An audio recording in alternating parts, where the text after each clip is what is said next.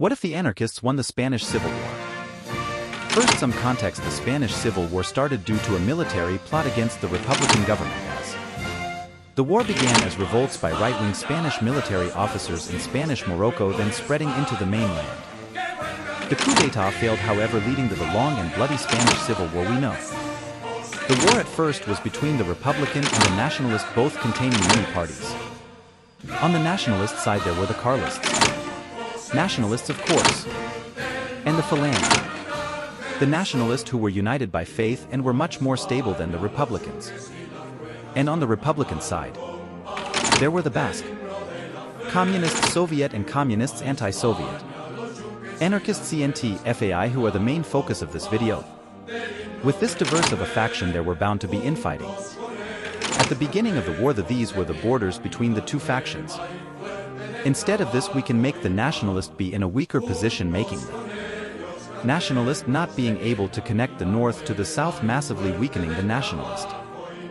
The war would be long and bloody as the front lines solidify, and the war would be locked in a brutal stalemate with minor offensives. As the Nationalist would push to Madrid, starting the Battle of Madrid. The Nationalist would lose the battle after the Republican found the Nationalist plan on a cigar, making them able to defend the city and push back the Nationalist, leading the front lines to halt. This battle would also be a huge success for the anarchists due to them doing the most of the defending, which will increase the influence of the anarchists. After the battle the front lines once again halt. But in a twist of events the anarchists find out the Soviet activities in the secret police force, and the CNT, realizing that they wouldn't gain power if they didn't rise up. The anarchists would rise up in Catalonia, Eastern Aragon, and Valencia, as after the anarchists rise up the Soviets and Germans increase their support for their respectful factions. After a long time of World War I-style warfare, but the front finally move as the Second Battle of Madrid begins, as this could be the decisive battle of the Civil War. The anarchists also pushed the Nationalist a bit. During the Battle of Madrid the Republicans and anarchists sign a truce for 100 days, as the anarchists and Republicans find the 100 days truce to be a great deal to defeat the Nationalist.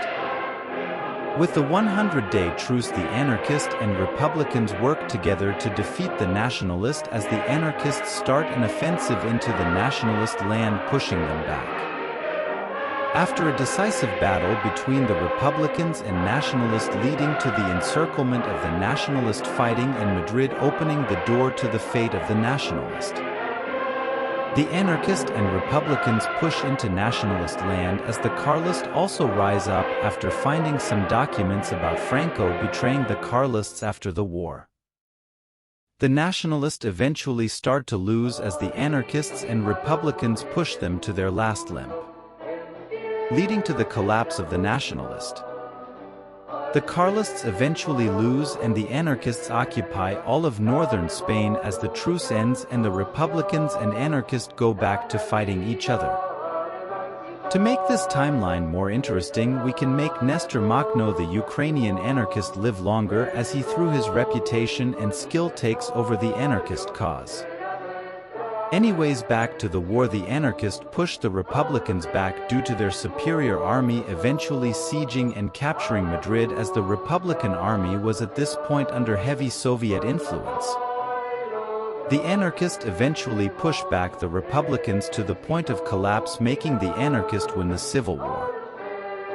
The war would probably end in 1939 as the world is starting to heat up, which in Spain's eyes sees the perfect chance to conquer Portugal.